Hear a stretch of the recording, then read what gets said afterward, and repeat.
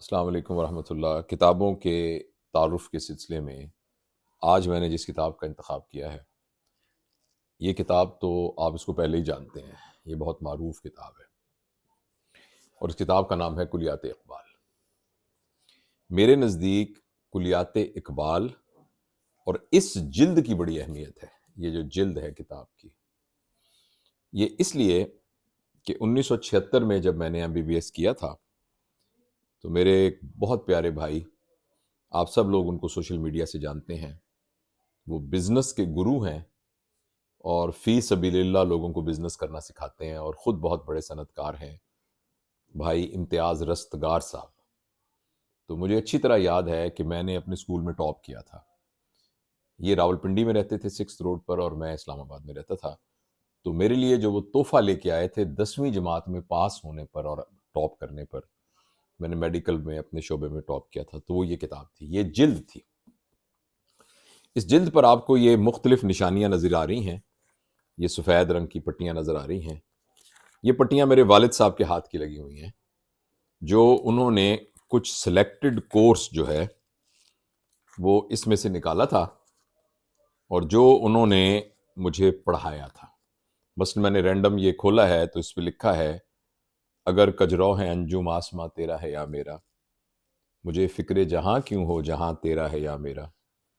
یا یہ میں نے کھولا ہے تو یہ دین اور سیاست، کلیسا کی بنیاد رہبانیت تھی، سماتی کہاں اس فقیری میں میری، سماتی کہاں اس فقیری میں میری۔ تو اسی طریقے سے یہ مختلف اس پہ یہ ٹیگز لگے ہوئے ہیں جو کہ میرے والد صاحب کے ہاتھ، مرحوم ان کے ہاتھ کے لگے ہوئے ہیں، جو ایک سلیکٹڈ سا کورس ان کے خیال میں مجھے ایک بچے کے نوجوان کے طور پر مجھے پڑھنا چاہیے۔ مثلا یہ شمع جو ہے ابلیس کی مجلس شورا ہے، یہ بچوں کی دعا ہے، تو یہ انہوں نے ایک ترتیب سے بنایا ہوا تھا۔ یہ وہ کتاب ہے کہ جس کے بارے میں ہمیں پتہ ہے، کچھ لوگ بانگ درا بال جبریل کا نام جانتے ہیں۔ اس کتاب میں اقبال کی کتاب بانگ درا، بال جبریل، زبور عجم، جاوید نامہ، ارمغان حجاز، یہ تمام کتابیں اس میں موجود ہیں اور یہ بہت ہی کم قیمت میں بازار سے مل جاتی ہیں۔ میرا یہ خیال ہے کہ اگر ہم نے اقبال کو اور اقبال کے فلسفے کو اپنے گھروں میں اور اپنے تعلیمی اداروں میں پڑھایا ہوتا اور اپنی زندگی کو اس کی روشنی میں استوار کرنے کی کوشش کی ہوتی، تو ہماری ایک بہت بڑی کنفیوژن اس وقت جو ہماری شناخت کے حوالے سے ہے وہ دور ہو چکی ہوتی ہے۔ اس وقت ہمیں اپنی شناخت یا آئیڈینٹی کے سلسلے میں بالکل بھی نہیں پتا کہ ہم کیا ہیں۔ اگر ہم کہتے ہیں کہ ہم مسلمان ہیں تو اس سے ہم یہ سمجھتے ہیں کہ ایٹ میکسیمم ہمارا حلیہ مسلمانوں کی طرح ہوگا، ہم نماز روزہ حج زکوٰۃ اس کے پابند ہوں گے، جو کہ بہت ہی ضروری اور بہت اچھی باتیں ہیں۔ مغرب سے ہم نے کیا استفادہ کرنا ہے، اس تعلیم کے ساتھ ہمارا کیا ریلیشن شپ ہے، اور اس میں اس تہذیب کے کون کون سے حصے ہم نے اپنانے ہیں اور کون کون سے حصے ہم نے نہیں اپنانے، کون سی چیزیں ہیں جن کی جڑیں ہماری اپنی تہذیب سے ملی ہوئی ہیں، اور ہماری وہ تہذیب جس کی بنیاد ایکچولی وحی الہیہ ہے اور سیرت نبی ہے اور آخرت کا ہونا ہے، آخرت کے احساس کا ہونا ہے اور اس یقین کا ہونا ہے۔ ان 3 چیزوں کے ساتھ کون سی چیزیں ہیں جو اس کے ساتھ جڑی ہوئی ہیں، اور اس کی بنیاد پر ہمیں اور خاص طور پر ایک مسلمان نوجوان کی پہچان کیا ہوگی پوری دنیا میں، اور اس کے اندر وہ کون سی صفات ہوں گی۔ یہ بات غور سے سنیے گا، اس کے اندر وہ کون سی صفات ہوں گی جو اس میں اس کے مسلمان ہونے کی وجہ سے پیدا ہوئی ہوں گی، مگر وہ ساری کی ساری دنیا کے لیے ایکسیپٹیبل ہوں گی صحیح عادات کے طور پر۔ میں کوشش کرتا ہوں کہ اس بات کو میں اور آسان طریقے سے سمجھا سکوں۔ پوری دنیا میں لوگ چاہے کسی بھی مذہب کے ماننے والے ہیں یا مذہب کے نہیں بھی ماننے والے ہیں، وہ دین والے لوگ اور وہ لادین لوگ، ان سب کے نزدیک ایک اعلیٰ انسان کی جو تعریف ہے، وہ کیسے ایک مسلمان نوجوان اس تعریف پر پورا اترے گا، اس تہذیب، اس علم اور اس سورس کے ذریعے اٹیچ ہو کر، جو کہ وحی الہی نبی پاک صلی اللہ علیہ وسلم کی زندگی اور آخرت کے ہونے کے یقین سے اس کے اندر پیدا ہوا ہے، مگر وہ ایکسیپٹیبل سب کے لیے ہوگا۔ یہ موضوع ہے ایکچولی اقبال کی تعلیمات کا میرے ذاتی نظر میں، حالانکہ یہ اس کا بہت ہی اوور سمپلیفیکیشن ہے، اور میں ذاتی طور پہ یہ سمجھتا ہوں کہ چونکہ اقبال کے اندر ایک استطاعت شعر کہنے کی موجود تھی،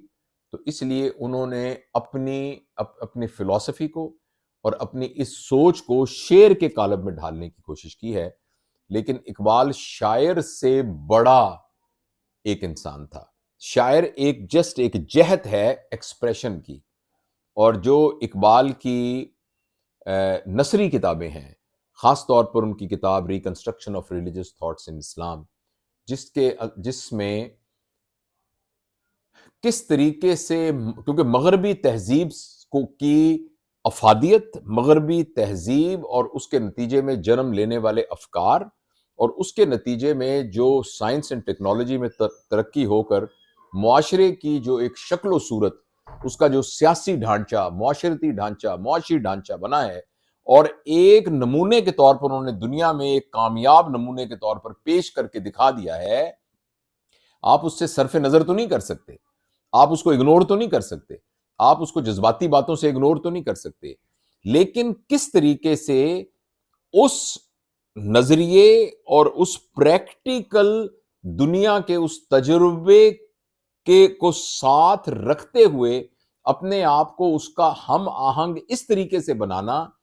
کہ ہماری جڑیں جو ہیں وہ پیوست رہیں ان تین باتوں پر جن کا میں نے آپ کو ذکر کیا ہے، جو کہ ہماری ایک اصل ہے اور ہماری اوریجن ہے، یعنی پیغام وحی، یعنی سیرت نبی صلی اللہ علیہ وسلم، اور آخرت کے ہونے کا استحضار اور یقین۔ تو اب یہ باتیں جو ہیں، یہ ایک تقریر کے طور پر 15 منٹ میں بتا سکتا ہوں اس کا خلاصہ، لیکن ایسا کرنے سے زندگی میں تو یہ چیزیں نہیں آتی، ایسا کرنے سے تو نہیں ہوتا۔ یہ تو ایک مسلسل ماحول میں، مزاج میں، ایک کیفیت میں، اور اپنے ارد گرد پریکٹیکلی وہ سارا ماحول اور وہ ساری کیفیت کے ہونے کے نتیجے میں یہ چیزیں فضا میں بنتی ہیں، اور جیسے فضا میں بکھری ہوئی خوشبو آپ کے اندر آتی ہے، پھر آپ کے جسم کا حصہ بنتی ہے، اس طریقے سے مزاج کی تشکیل ہوتی ہے۔ تو اقبال کی بڑی ناقدری ہوئی، اقبال کے ان افکار کو ہم اس طریقے سے اپنی زندگیوں میں نہیں لا سکے، ہم اس طریقے سے اس کے مطابق ایک معاشرے کی تشکیل میں جتنا رول وہ پلے کر سکتے تھے یہ افکار، وہ ہم نہیں کر سکتے۔ ہم نے صرف بزم ادب کی تقریروں تک اس کو محدود رکھا، اور ہم نے کچھ شعر یاد کر لیے جو کہ ہم ایک جلسوں سے لے کر، سیاسی جلسوں سے لے کر، اور مسجد کے ممبروں تک ان اشعار سے کچھ تھوڑا بہت اپنا فائدہ نکالتے رہے۔ تو اقبال کو سمجھنا، آج کل کے دور میں بہت سے لوگ ہیں جو اقبال کے افکار سے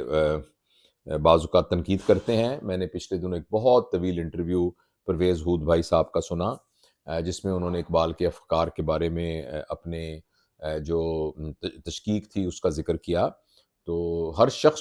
کی تمام باتوں کو توجہ سے سننا چاہیے اور اس کو غور کرنا چاہیے۔ اس طرح بہت سے اور لوگ ہوں گے جو اقبال کے قومیت کے کانسیپٹ کو اس طریقے سے ایکسیپٹ نہیں کرتے ہوں گے، اور وہ یہ کہتے ہوں گے کہ نیلز کے ساحل سے لے کر تابہ خاک کاشغر میں جو سب لوگ ایک کلمے کی بنیاد پر بندھے ہوئے تھے وہ کہاں ہیں، اور اگر وہ نہیں ہیں تو وہ کب ہوں گے، اور اگر وہ آئندہ کبھی ہوں گے تو بظاہر تو کوئی آثار نظر نہیں آ رہے کہ اس طریقے سے قومیت کی یہ بنیاد بنے گی۔ تو ان تمام چیزوں سے اختلاف ہو سکتا ہے، لیکن میرے خیال میں جو اقبال کا موضوع اپنے انسان ہے، اور انسان کے اندر جو مختلف انہوں نے پھر استعارے استعمال کر کے اس کو شاہین سے تشبیہ دی ہے، اور اس شاہین کے اندر جو ایک وسعت پرواز اور طاقت پرواز کا ہونا ضروری ہے اس کی پرسنل گروتھ کے ذریعے، اور وہ پرسنل گروتھ ایسی کہ جو اس کو فزیکیلٹی سے، انٹلیکٹ سے، ایموشنالٹی سے بیونڈ جا کر اس کو ایک کاسمک لیول پر اس کی ایک شناخت بن سکے اور اس کاسمک لیول پر وہ جا کے اور اپنا اثر انداز ہو سکے. اور جب میں نے reconstruction of religious thoughts in Islam کا مطالعہ کیا اور میں نے اس کے کچھ چیپٹرز میں دیکھا، تو میں نے یہ دیکھا کہ اقبال نے اپنے اس دور میں کوانٹم فزکس کو اسی طریقے سے سمجھا، آئنسٹائن کی تھیوری کو اور پلانکس کی تھیوری کو اسی طریقے سے سمجھا، اور سمجھ کے ایک ریلیشن شپ کریٹ کرنے کی کوشش کی کہ کس طریقے سے سائنس کی بنیاد میں جو شک ہے اور سائنس کی جو بنیاد میں پرنسپلز آف انکوائری ہیں، انہی پرنسپلز آف انکوائری کو کس طریقے سے ہم وحی خدا بندی کی اور سیرت نبی کی اور آخرت کے استحضار کو بیک گراؤنڈ میں رکھ کر کس طریقے سے انہی پرنسپلز آف انکوائری کے ذریعے سے ہم آگے ترقی کر سکتے ہیں اور اس ماڈرنزم کو اڈاپٹ کر سکتے ہیں. پتہ نہیں میں یہ بات صحیح سمجھا سکا ہوں کہ نہیں سمجھا سکا. تو کم از کم اس کی بنیاد بنانے کے لیے ہمیں اس کتاب کو گھر میں ہونا چاہیے. میں آپ سے وعدہ کرتا ہوں اور کوشش بھی کر رہا ہوں، گو یہ مشکل کام ہے مجھ جیسے بندے کے لیے. مجھے بہت ہی خوشی ہے کہ احمد جاوید صاحب نے، اور اللہ ان کو لمبی زندگی دے، میرے ایک دوست ہیں ادریس آزاد صاحب، انہوں نے اور کچھ اور پڑھے لکھے لوگوں نے جو reconstruction of religious thought in Islam کے اوپر تفصیل سے بحث کی ہوئی ہے، جو یوٹیوب کے اندر اویلیبل ہے. لیکن میں خود بھی اپنے طور پہ کوشش کروں گا، کیونکہ میں ایک سادہ سا عام سا سمجھ کا انسان ہوں، تو ہو سکتا ہے میں اس کو پڑھ کے اور سادہ طریقے سے وہ بات سب لوگوں کو بتانے کی ایک کوشش کر سکوں. لیکن آج میں اس کتاب سے آپ کا تعارف کراتا ہوں. اگر آپ کے گھر میں نہیں ہے تو یہ کتاب خرید لائیے. آپ اپنے چھوٹے بچوں کو یہ چھوٹی نظمیں ہی یاد کرا دیجئے. کوئی پہاڑ یہ کہتا تھا ایک گلہری سے، تجھے ہو شرم تو پانی میں جا کے ڈوب مرے. اور اسی طرح شکوہ، جواب شکوہ، اور اس کے بعد پھر آہستہ آہستہ ان کا لیول ترانہ ہندی، ہمالہ، اور اس کے بعد پھر جاوید نامہ کی نظمیں، اور کس طریقے سے انسان کے اندر ایک کردار کی تشکیل ہوتی ہے. تو اس کتاب کے مطالعے سے بہت ساری لوگوں کی زندگیوں کے اندر ایک راستے کا تعین ہوا ہے، وہ راستہ کہ جس راستے میں وہ ماڈرنائزیشن کو اپنی جڑوں سے پیوستہ رہ کر اس کو اختیار کر سکتے ہیں. تو یہ میرا خیال تھا، میں نے سوچا اس کتاب سے آپ کا تعارف کراؤں. کیا تعارف کراؤں، سب لوگ اس کتاب کو جانتے ہیں، مگر اس کا تعارف ایک بہت رسمی قسم کا تعارف ہے. تو اور میرے لیے یہ کتاب بڑی تقدس کی حیثیت رکھتی ہے. اس کے ایک ایک صفحے پر میرے والد صاحب کے ہاتھ لگے ہوئے ہیں. یہ دیکھیے یہ، اور میرے بہت ہی پیارے بھائی جو ہیں امتیاز رستگار صاحب، یہ انہوں نے مجھے تحفے میں دی تھی، اور یہ اس وقت سے 1976 سے میرے پاس یہ کتاب محفوظ ہے. اور یہ والا جو کورس ہے، یہ ایک طرح سے مجھے زبانی یاد کرایا گیا تھا میرے والد صاحب کی، اور ان کے ہاتھ کی لکھی ہوئی چھوٹی چھوٹی تشریحیں اس کتاب پر موجود ہیں. تو اس کتاب کا میں آپ سے تعارف کرانا چاہتا تھا، کلیات اقبال.